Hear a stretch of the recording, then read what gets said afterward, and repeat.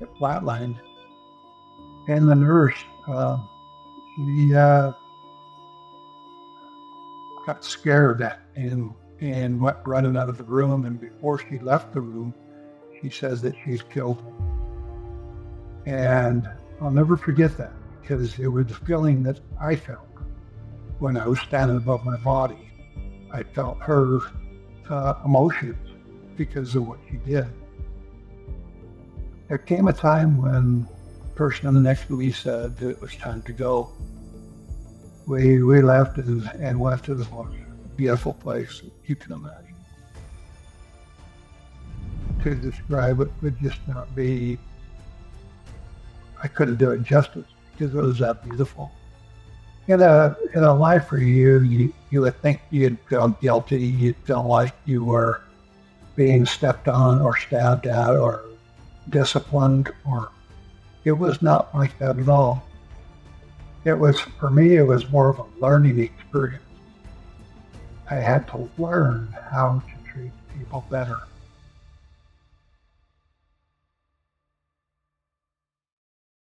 When you look at an experience like that, you have to process it. And that's why it took me probably over 40 years to come out and tell my story. Up until that time, it was all about money. I wanted to get ahead.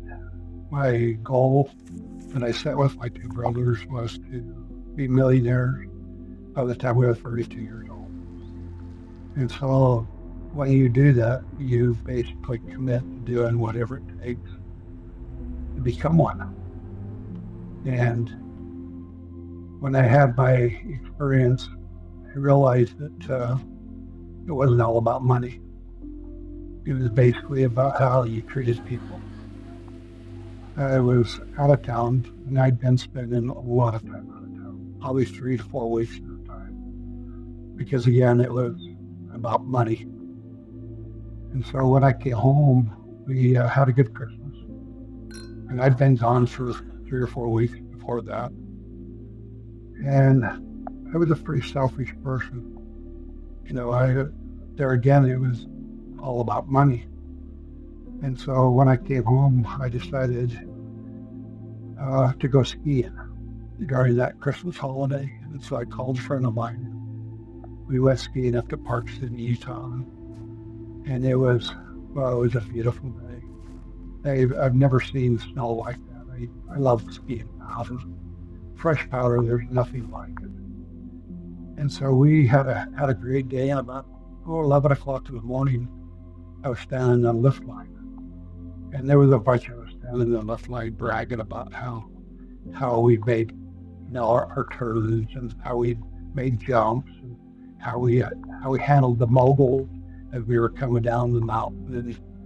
And out of the corner of my eye, I saw a young lady. I saw her coming down with poles just going every which way.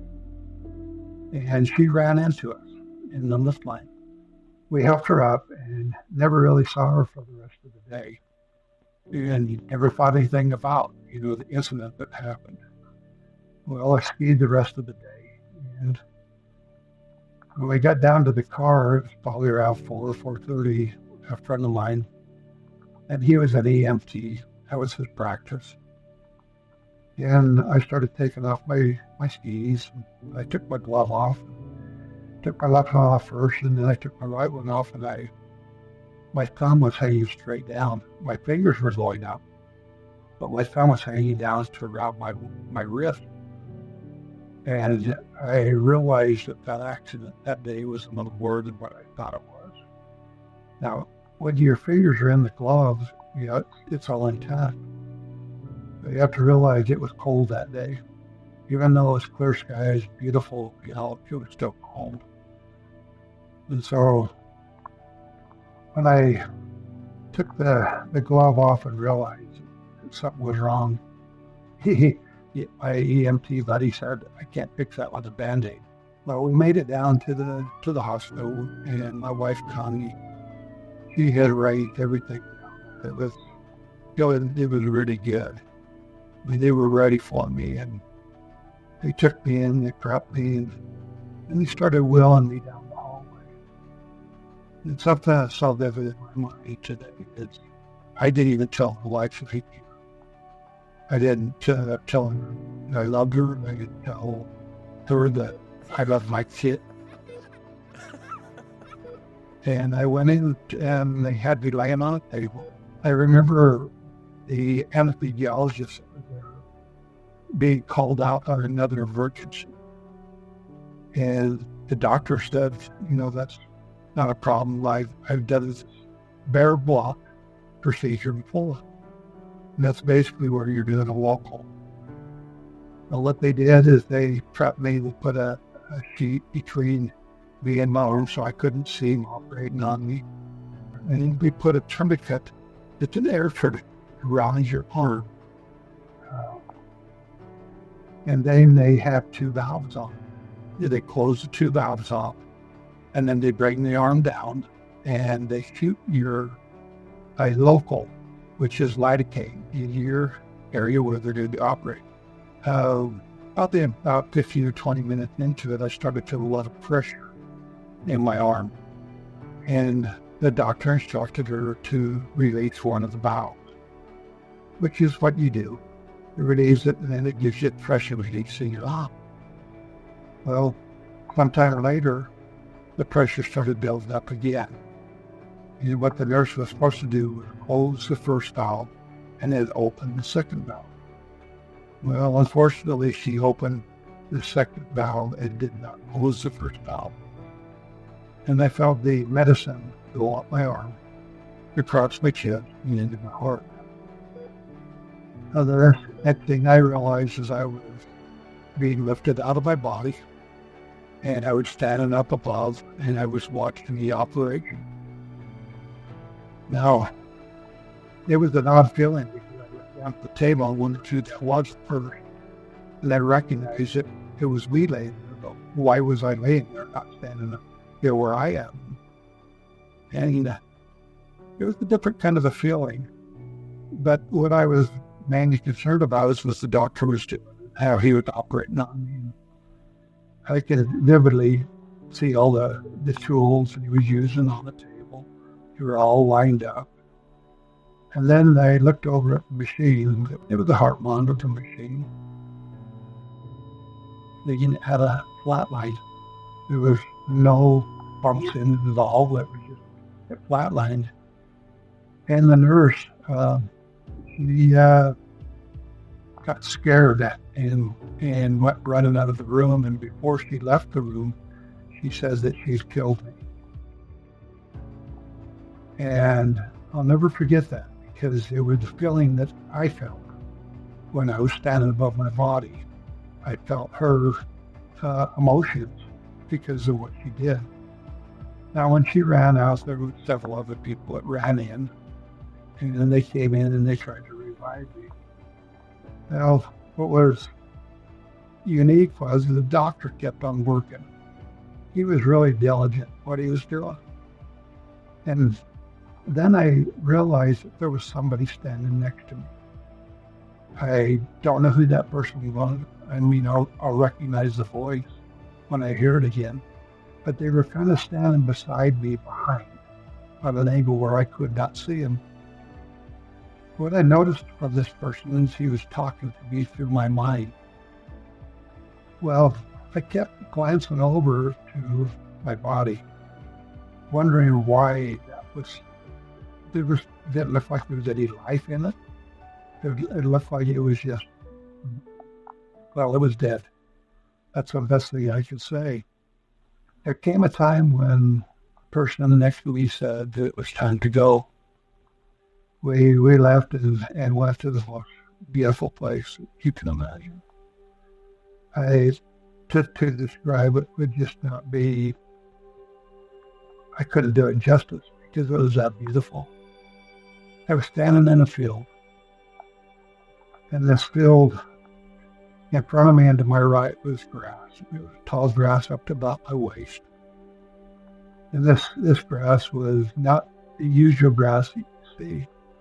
It was long strands of grass. And it was green on the bottom, but had gold tips on the top. And one thing I noticed was the grass was all flowing towards me. Now there was no wind, so it was like each individual strand had its own soul and provided its own energy. It was very unique because I'd never experienced that before. To my left was wildflowers, and wildflowers were all different colors. But then, again, the thing that I noticed was every flower was facing towards me. Every leaf on that plant was facing towards me. And there again, I felt that love and that energy that came from those flowers. And I'm talking flowers of all different colors. You know, we see 6 color wheel here on Earth. I saw 10. And I saw colors I can't even describe. They were so beautiful. Now, just to the left of the flowers was tall trees. Up at the top of the tree were leaves, and the most brilliant colored leaves you can imagine. Then I looked around at my surroundings and noticed it was more of a panoramic type view. I mean, I could see a long ways to my left, I could see a long ways to my right. But the escort that I had was still standing beside me. Well, through my mind, he told me to not look back. Don't look back. And it was so clear that I was not allowed to look back. And I knew that I wasn't going back because of what he said. Now, in front of me, there were 3 different shapes of clouds. And it was like one big one in the middle and 2 smaller ones on the side. But on the outsides of the clouds was the most brilliant blue sky I'd ever seen. Now, again, there was no wind. You know, there was nothing blowing, but it was like everything was flowing. And like I mentioned before, the grass and the flowers were all flowing towards me. Well, after having a chance to see my surroundings, I noticed that the person beside me was gone. And when thinking about it over the last 40 years, when you think about being alone, you begin to have anxiety. You know, why am I alone now? Yeah, but I didn't feel that at all. It was like it was love coming to me. It was so peaceful that I didn't want to leave because it was something I'd never felt before. And then something happened that was something that I wasn't very proud of in a lot of ways. I had a review of my life. And I've heard this story from a lot of other people. They've had life reviews. And I totally understand what they went through. Because you don't just see it on a video screen. You don't just see it in your head. What you do is you live it. You live every emotion that happened from the day that you were born until I was 28 years old. I started off by seeing myself being on my mother's stomach. Now, being given life, you know, to come into this world. And I'll never forget seeing how I hurt people. You know, when you're going after money and you're going after status in life, you almost do everything you can to get ahead. I played professional basketball over in Europe, and, you know, you always wanted to be just a little bit better than that other person. Because sometimes that's all you needed to get to the next level. And so I knew how to do that very well. And it transferred into my everyday life in the business world.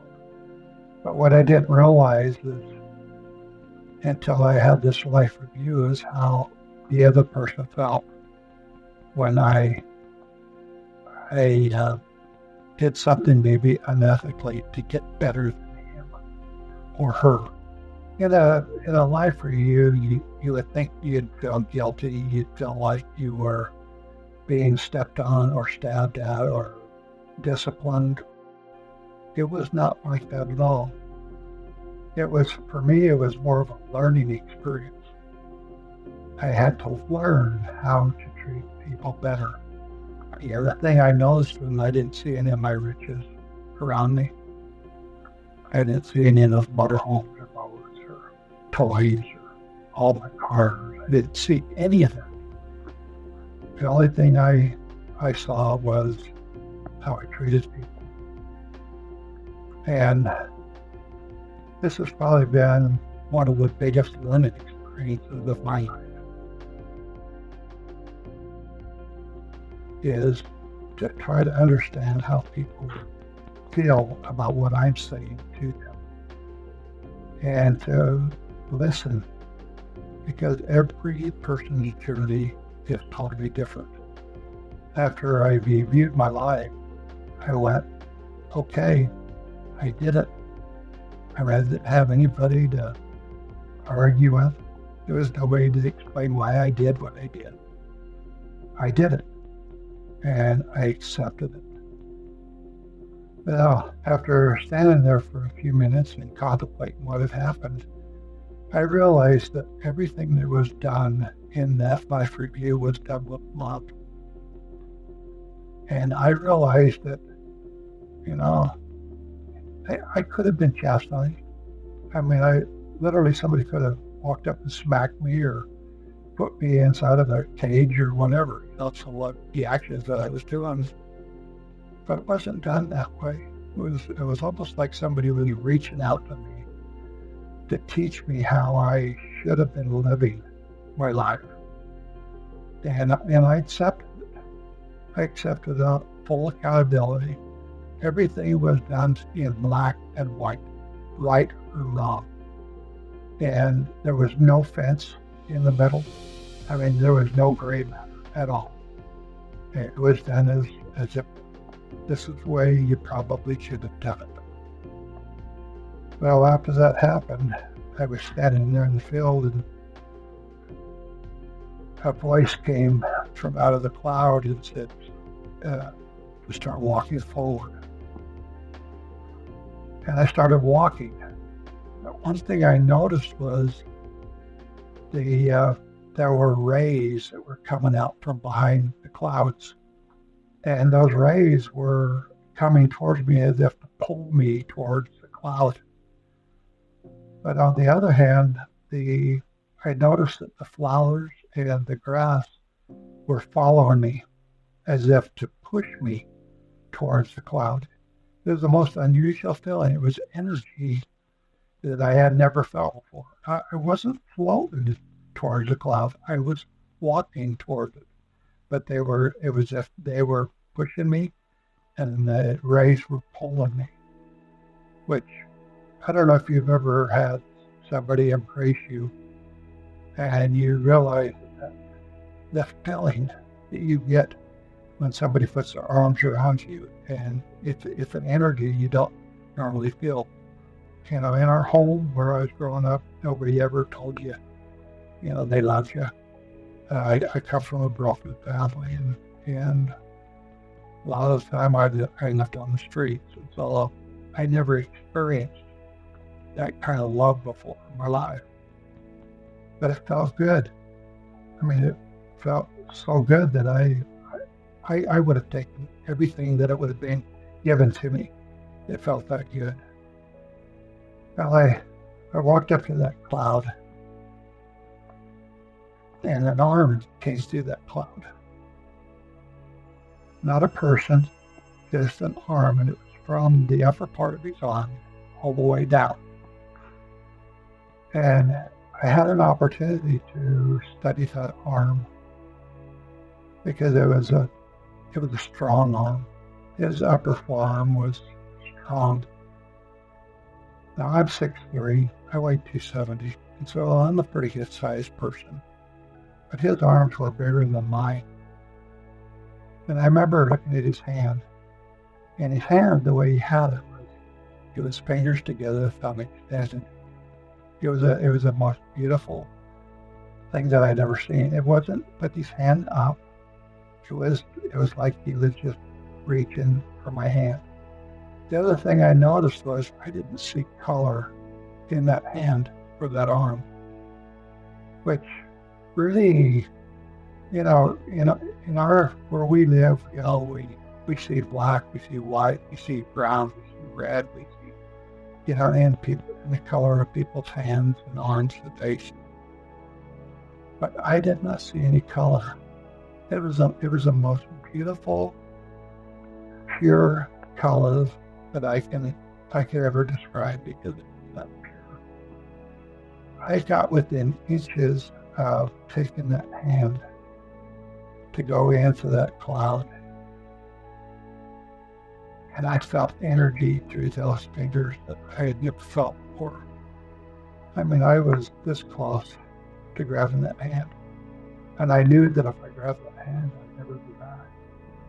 And the next thing I knew was the arm pulled back, and I tried to grab for it again, second time. And then a voice came through the clouds into my mind. It said, "It's not yet your time. You have work that you yet to do." That was it. I went back into my body, and I was laying on the table. I had a sheet over my head. I had a paper on my chest that said that I'd been dead for 20 minutes. A death certificate had been filled out. And I flipped the sheet off of my head, and about scared the doctor and the nurses half to death. As they were wheeling me out, we were going past the waiting room. My wife was out there sitting there, and of course she didn't know anything that was going on. And the doctor went running over to her and said, "He's okay. Everything went well. We brought him back." And my wife saw a whole different thing than what I saw. She saw fear. Had 3 kids. What am I going to do if my husband dies? I mean, she saw a whole different view of what I saw. I saw beautiful things. In fact, I did not want to come back. I know I was being sent back to learn. I had to learn something that I had not done previously. But being selfish, I wish I had stayed. It was that beautiful. For 3 days, I felt total peace. And all I hope for in the next life is I can do something just a little bit better than what I reviewed the first time. Life is a learning pattern. I realized that when I had my experience that there is life after death. I had a near-death experience, but I know that there is life after this. When I was standing at that cloud, I felt people on the other side of that cloud. I could sense it. It was as if they were waiting for me to come through that cloud. And I don't know if they're going to beat me up, or if they were going to cheer me on, and what they were going to do. But I would hope that next time that I may be cheered on for what I did. I also realized too that if I am here now and there's an afterlife, that there is also a life before this one. It was a different feeling, but I really believe that we came from somewhere. We're here now to learn, and that we're going into another life, and it'll probably be just a continual learning pattern. Do I know that? No. Can I feel it? Yeah, I can feel it. But the interesting part is I got the shock of my life at 28. As life goes on, we're humans, and we have a tendency to fall back into our old patterns. about 10 years after, um, I got struck by lightning. I uh, I got I went golfing with a friend of mine, and we both got hit by lightning. And you don't talk to usually too many people that have been hit by lightning. They're still alive. And what it did to me is it gave me a real shock. Uh, it blew out my friend's back. He said he saw smoke coming out of my head when I got hit by lightning. He ended up having multiple back surgeries, and I walked away from it. Now, I didn't walk away with it with the feeling that, ha ha ha, I got hit by lightning and I walked away from it. I walked away with, I got it. All right, I got it. Sometimes it takes a guy 2 or 3 times to figure out, that they made a mistake along the way, and now it's time to get back on track.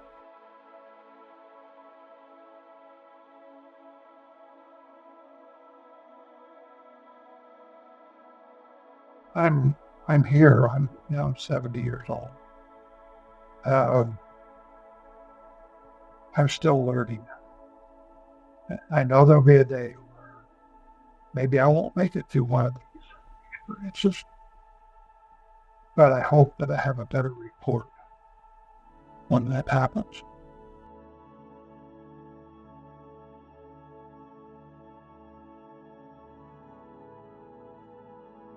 It's where you're at right now. You have the ability to make that change and move forward. I just hope that everyone that reads this book or sees the movie will realize that it doesn't matter where you are in life. You can change. Being kind to other people is magical. I love being able to just smile. And that's something as simple as a smile, might change somebody's day. I'm not perfect at it, but I'm learning. And when we decided to do this and come out about this, we started a foundation. And it's called the Gracie Scott Foundation. And I can't say all the proceeds because there are expenses, and write books and doing movies, but we're putting a lot of proceeds into this foundation. And it's for children with special needs. We've realized since we started this foundation that it doesn't just affect the child, but it affects the whole family, and what the parents are going through. And so we're trying to help these families maybe have just a little light in their life. And I just wanted to share those with you because we've had more fun with the foundation than people knowing who I am.